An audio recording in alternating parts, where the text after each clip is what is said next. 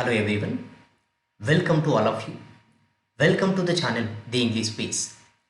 See, in this video, I shall be explaining some of the important error correction questions.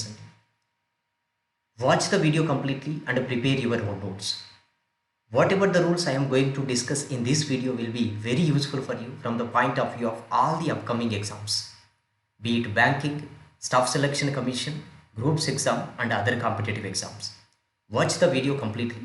Okay, so I will explain all these questions bilingually, English and Telugu. So sir, first question chudandi. The police officers publicly flogged Muslim men after tie them to a pole. This amounts to an atrocity, the Supreme Court observed. So ఇక్కడ flagged అని అంటే యాక్చువల్గా ఇది flag అనేది కొరడ దెబ్బలు అని అంటారు తెలుగులో. ఓకే, సో ఇది ఫ్లాగ్డ్ అన్నట్టు. సో V3 కూడా అగైన్ ఫ్లాగ్డ్. సో ఇక్కడ flagged Muslim men after tie them to a pole. So ఇక్కడ మనకి ఆల్రెడీ ప్రీవియస్ వీడియోలో కూడా ఇక్కడ డిస్కస్ చేశాను. ఓకే, సో ఒకసారి this amounts to an atrocity. Atrocity అని అంటే ఇక్కడ క్రూరత్వం అని మీనింగ్ వస్తుంది. ఓకే, సో ఎవరు చెప్పారండి? సుప్రీంకోర్టు చెప్పింది. Okay, supreme court. సో ఇక్కడ మనకి సుప్రీంకోర్టు అబ్జర్వ్డ్. సో అబ్జర్వ్డ్ అంటే ఇక్కడ చెప్పడం అన్నట్టు. సో ఇక్కడ రూల్ ఏంటంటే చూడండి, ఇది ప్రీవియస్ వీడియోలో కూడా డిస్కస్ చేశాను. ఓకే, సో ఇక్కడ పోలీస్ ఆఫీసర్స్ పబ్లిక్లీ ఫ్లాగ్డ్ అంటే కొట్టారంటే ఎవరిని? ముస్లిం మెన్ని. So after tie them to a pole అంటే ఒక పోల్కు కట్టేసి కొట్టారంట. సో ఇక్కడ చూడండి, ఈ ఆఫ్టర్ అనేది ప్రెపోజిషన్. ఓకే, మీకు ఆల్రెడీ ప్రీవియస్ వీడియోలో డిస్కస్ చేసాం. సో ప్రెపోజిషన్ వచ్చిన తర్వాత ఇన్కేస్ తర్వాత వచ్చిన వర్బ్ కనుక ఉండేది ఉంటే అది వర్బ్ 4లో ఉండాలి. ఓకే, సో ఇక్కడ ఫర్ ఎగ్జాంపుల్ ఇక్కడ ఏంటి అని అంటే టై. సో ఇక్కడ V1, V2 అనేది టైడ్ అవుతుంది, V3 అనేది టైడ్ అవుతుంది, V4 అనేది టైయింగ్ అవుతుంది. ఓకే, సో ఇక్కడ TYING టై. సో ఇక్కడ ప్రెపోజిషన్ తర్వాత ఏం రావాలి? వర్బ్ 4 రావాలి. ఓకే, సో ఆఫ్టర్ టై. ఓకే, ఆఫ్టర్ టై. టై అనేది ఏంటంటే V1 ఇక్కడ. ఓకే, ఏం రావాలి? V4 రావాలి. అంటే after tying them, after tying them. ఇప్పుడు దెమ్ ఎవరు? ఇక్కడ ముస్లిం మెన్ అని meaning. Okay, to a pole. So this amounts to an atrocity. This is equal to atrocity అన్నట్టు. అమౌంట్స్ టు అన్నట్టు ఇక్కడ ఎవరు చెప్పారు? The supreme court. ఇది. సో ఇక్కడ ప్రెపోజిషన్ తర్వాత వర్బ్ కనుక ఉండేది ఉంటే that should be in V4. Okay, V4లో ఇది ఉండాలి. సో ఇక్కడ ఏ పార్ట్లో ఉందండి ఎర్రర్? పార్ట్ బిలో ఎర్రర్ ఉంది. Okay, I'm moving to the next question. Traffic violations are often caused by motorists which try to break laws to get ahead. So first of all we have to understand the given question. Okay, so traffic violations. Okay, so ikkada traffic ఉల్లంఘనలు అని అంటారు. Okay, traffic rule పాటించకపోవడం, ఉల్లంఘించడం rule అంటాం కదా, అది violation. Okay, or often caused by. Okay, so అక్కడ ఎవరి వల్ల అవుతుంది? మోటరిస్ట్స్. ఓకే, అంటే వాహనం నడిపేవారు. Okay, which try to break laws to get ahead. Okay, so వాళ్ళు దీనికి ట్రై చేస్తారు ఇక్కడ ఆ లాస్ను బ్రేక్ చేయడానికి, అంటే ఫాలో కాకపోవడానికి, టు గెట్ అహెడ్ ముందుకు వెళ్ళడానికి అలా. ఓకే, సో ఇక్కడ చూడండి మనకి ఇప్పుడు ఇక్కడ ఫర్ ఎగ్జాంపుల్ ఒకటి రాస్తున్నాను. ఇది he is the judge.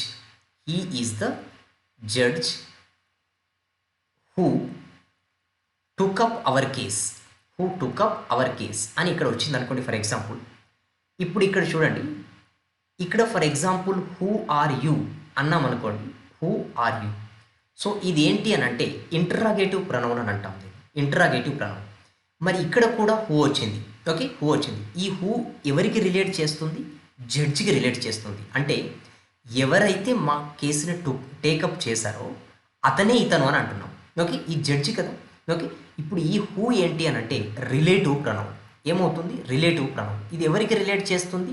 జడ్జికి. Okay, ఈ రిలేటివ్ ప్రొనౌన్ ఎవరికైతే డినోట్ చేస్తుందో దాన్ని ఏమంటామనంటే ఇక్కడ యాంటిసిడెంట్ అని అంటాం. ఏమంటామండి? యాంటిసిడెంట్. ప్రీవియస్ వీడియోస్లో కూడా డిస్కస్ చేస్తాం. అంటే ఇప్పుడు యాంటిసిడెంట్ ఎవరు? జడ్జ్ అన్నట్టు. దీనికి రిలేటివ్ ప్రొనౌన్ హూ. ఈ హూ అనేది జనరల్గా relative pronounce who, which and that. Okay, who, which, that ఇవి మెయిన్గా ఉన్నాయి. ఎప్పుడైతే యాంటీసిడెంట్ ఒక పర్సన్ వస్తాడో అప్పుడు హూ వస్తుంది. ఓకే, ఎప్పుడైతే థింగ్స్, అనిమల్స్ అలాంటివి వస్తాయో విచ్ అయినా రావచ్చు, దట్ అయినా రావచ్చు. ఓకే, విచ్ అయినా రావచ్చు, దట్ అయినా. దట్కి స్పెషల్ కేసెస్ ఉన్నాయి, అవి చాప్టర్ వీడియోస్లో డిస్కస్ చేస్తాను. ఓకే, ఇక్కడ సో ఒకసారి ఇక్కడ పర్సన్ వచ్చిందంటే ఏం రావాలి, హూ రావాలి. Traffic violations are often caused by motorist, అంటే మోటరిస్ట్ అంటే పర్సన్సే కదా. ఓకే, సో పర్సన్సే కదా. సో పర్సన్స్ అని అంటే ఇక్కడ ఓకే, సో పర్సన్స్ వచ్చాయి. ఇప్పుడు విచ్ అనేది ఏంటి, రిలేటివ్ ప్రొనౌన్. ఇది ఎవరి గురించి చెప్తుంది, మోటరిస్ట్ల గురించి చెప్తుంది. ఇప్పుడు మోటరిస్టులు అనేది పర్సన్సే కదా, కాబట్టి ఇక్కడ ఏం రావాలి, హూ అనేది రావాలి.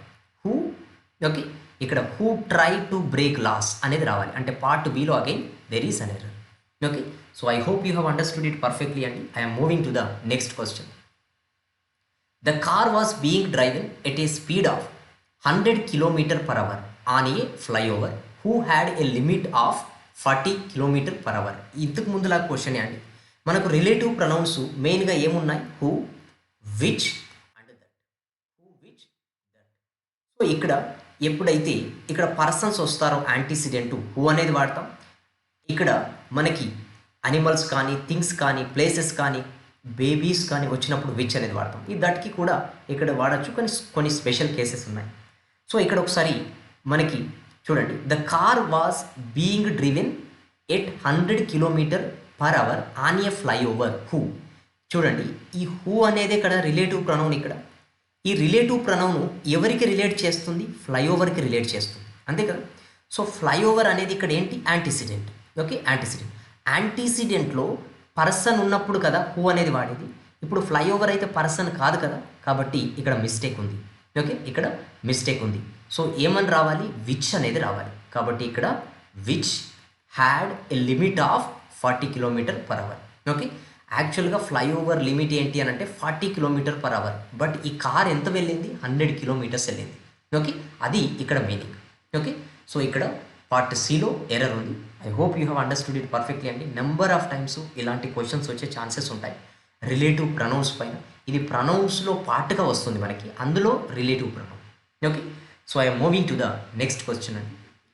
సైకియాట్రిస్ట్స్ feel that having knowledge of the physical changes that occurs in one's body and the reasons behind them have become essential for all teenagers. So ఇక్కడ ఫిజికల్ చేంజెస్ ఇక్కడ అండ్ ఫిజికల్ చేంజెస్, బాడీలో వచ్చే physical changes and వాటి వెనక ఉన్న reasons తెలుసుకోవడం అనేది ఈ రోజులలో ఎక్కువ ఇంపార్టెంట్ అయింది టీనేజర్స్ అని చెప్తుంది. ఓకే, అది ఎవరు అనుకుంటున్నారు, సైకియాట్రిస్ట్స్ అలా అనుకుంటున్నారు. సో ఇక్కడ చూడండి, psychiatrists feel that having knowledge of the physical changes. Okay, physical changes. ఇప్పుడు చూడండి, ఇంతకుముందు మనం హూ, విచ్ అండ్ దట్ అనేది చూసాం కదా, who, which, that.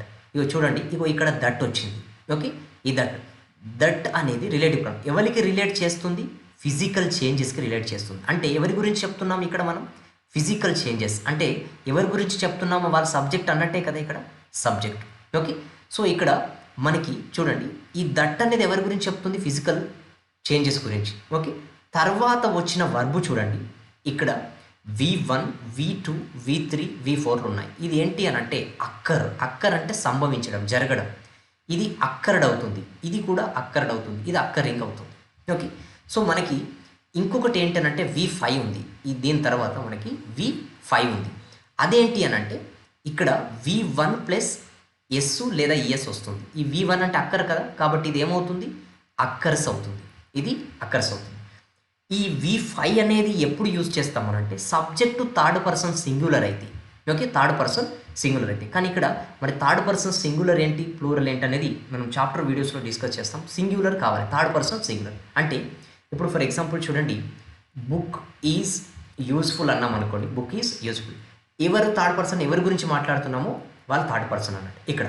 Okay, so he come to school daily అన్నాం అనుకోండి, he come to school daily. ఎవరి గురించి మాట్లాడుతున్నాం, హీ, థర్డ్ పర్సన్ ఒక్కరే కదా, కాబట్టి థర్డ్ పర్సన్ సింగులర్. సబ్జెక్ట్లో థర్డ్ పర్సన్ సింగులర్ వచ్చినప్పుడు V5 రావాలి. ఇక్కడ ఏమొచ్చింది, V1 అంటే రావాల్సింది ఏంటి, comes. Okay, come, came, come, coming and comes అన్నట్టు. ఓకే, సో ఇప్పుడు ఈ సబ్జెక్టు ఎందులో ఉంది చూడండి, ఇప్పుడు అక్కర్స్ అనేది వచ్చిందా, అక్కర్స్ అని అంటే V5 కదా. మరి ఈ చేంజెస్ అయితే థర్డ్ పర్సన్ సింగులర్ కాదు కదా, థర్డ్ పర్సన్ సింగులర్ అయినప్పుడే రావాలి. మరి ఇక్కడ థర్డ్ పర్సన్ ప్లూరల్ అవుతాయి, కాబట్టి ఏం రావాలి, V1 రావాలి. V1 ఏంటి, అక్కర్ అనేది రావాలి. అంటే పార్ట్ బిలో again there is an error. Okay, so I hope you have understood it perfectly అండి. ఇవన్నీ కూడా చాప్టర్ వీడియోస్లో డిస్కస్ చేస్తాను. ఓకే. సో ఇక్కడ అక్కర్ అనేది రావాలి, అక్కర్స్ అనేది వచ్చేది. ఇక్కడ ఫిజికల్ చేంజ్ అన్నాం అనుకోండి, అప్పుడు అక్కర్స్ వచ్చే ఛాన్సెస్ ఉంటాయి. ఇక్కడ ఫిజికల్ చేంజెస్ కాబట్టి occur. Okay. So next question చూడండి. The program will be implemented among 2022 and 2030 in 58 countries. ఇక్కడ సింపుల్ క్వశ్చన్ అనేది రూల్స్ సింపులే అండి ఇక్కడ. ఓకే. సో మనకి ఏంటంటే చూడండి, ఒక పీరియడ్ నుంచి ఇంకో పీరియడ్ వరకు అన్నప్పుడు ఓకే, ఈ ఫస్ట్ పీరియడ్ ముందు మనం రావాల్సింది బిట్వీన్.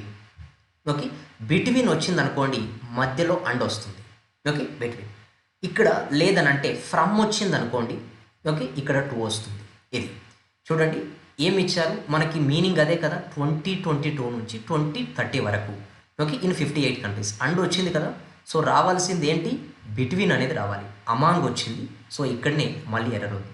ఓకే, సో పార్ట్ సిలో ఎర్రర్ ఉంది, అంటే బిట్వీన్ 2022 అండ్ 2030 అని రావాలి. ఓకే. సో నెక్స్ట్ క్వశ్చన్ చూస్తే, they have decorated their house beautifully flowers. Okay, ఇక్కడ ఒక వర్డ్ రావాలండి, విత్ అనేది రావాలి. They have decorated their house with beautifully flowers because an important guest is coming. Okay, so ఇక్కడ ఒకటి విత్ అనేది రావాలండి, ఇక్కడ టైపింగ్లో కొంత పడింది, ఆ విత్ ఉంచుకొని మనం అది చదవాలి. ఓకే, సో ఒకసారి చూడండి, మనకి పార్ట్స్ ఆఫ్ స్పీచ్లలో ఇక్కడ బ్యూటీ. ఓకే, సో బ్యూటీ అనేది నౌన్ అవుతుంది. ఓకే, బ్యూటీ అనేది నౌన్ అవుతుంది. ఈ వర్డ్కి యాడ్జెక్టివ్ ఏంటి అని అంటే బ్యూటిఫుల్. ఇది ఏంటండి, యాడ్జెక్టివ్. ఈ వర్డ్కి యాడ్ వర్బ్ ఏంటి అని అంటే బ్యూటిఫుల్లీ. బ్యూటిఫుల్లీ అనేది యాడ్ వర్బ్ అవుతుంది. Okay, add verb. చూడండి, ఈ యాడ్జెక్టివ్ చేసే పని ఏంటి అని అంటే ఇది నౌన్లకి లేదా ప్రనౌన్స్కి మీనింగ్స్ యాడ్ చేస్తుంది. నౌన్లకి లేదా ప్రనౌన్స్కి మీనింగ్స్ యాడ్ చేస్తుంది. చూడండి, ఇప్పుడు ఫ్లవర్స్, ఈ బ్యూటిఫుల్లీ ఫ్లవర్స్ అన్నాం అనుకోండి, ఫ్లవర్స్ అనేటివి నౌన్, అంతే కదా, నౌన్. నౌన్లకు మీనింగ్లు యాడ్ చేసేది ఏం కావాలి, యాడ్జెక్టివ్ కావాలి. బ్యూటిఫుల్ అనేది ఏంటి, యాడ్ వర్బ్. అంటే ఇక్కడ రావాల్సింది యాడ్జెక్టివ్, అంటే రావాల్సింది ఏంటంటే ఇక్కడ బ్యూటిఫుల్ ఫ్లవర్స్ అని రావాలి. బ్యూటిఫుల్ ఫ్లవర్స్ అని రావాలి. ఫ్లవర్స్ అనేది నౌన్ కాబట్టి ఇది యాడ్జెక్టివ్ కావాలి కంపల్సరీ. ఓకే, కాబట్టి ఇక్కడ ఎర్రర్ ఉంది. ఓకే, బ్యూటిఫుల్ అని ఇక్కడ రావాలి. ఓకే, అంటే again part below error. Okay, so next question కనుక చూస్తే చూడండి, we did not received our benefits so we lodged a complaint with the officer. So very simple అండి, ఇక్కడ సబ్జెక్ట్ ఎవరు, ఇది. ఓకే, వి అంటే did.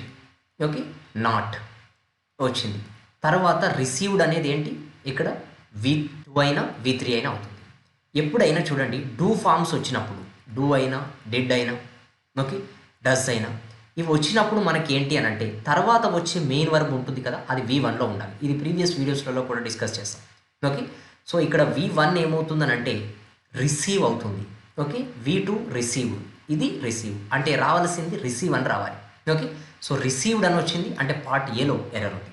Okay, so I hope you have understood this explanation perfectly అండి. Okay, so ఇక్కడ if you are watching our channel for the first time, okay, if you are watching our channel for the first time, subscribe to the channel and also share this video with your friends who are preparing for competitive exams. Okay, so ఇక్కడ rules discuss చేసిన rules అన్ని డెఫినెట్గా మీకు upcoming ఎగ్జామ్స్లో use అవుతాయి. అది banking కావచ్చు, SSC కావచ్చు, గ్రూప్స్ కావచ్చు, డిఎస్సి కావచ్చు. Okay, whatever it may be. Okay, it will definitely be useful for you. Okay, so compulsory ఈ రూల్స్ను, అంటే ఇట్లా డూ వచ్చినప్పుడు V1 రావాలని నేను చెప్పినప్పుడు రూల్స్ నోట్ చేసుకుంటే ఇది ఏదో విధంగా మీకు కంపల్సరీ యూజ్ అవుతుంది. ఓకే, సో ఇలాంటి క్వశ్చన్స్ నెక్స్ట్ వీడియోస్లో కూడా వస్తాయి. Okay, subscribe to the channel and also share this video.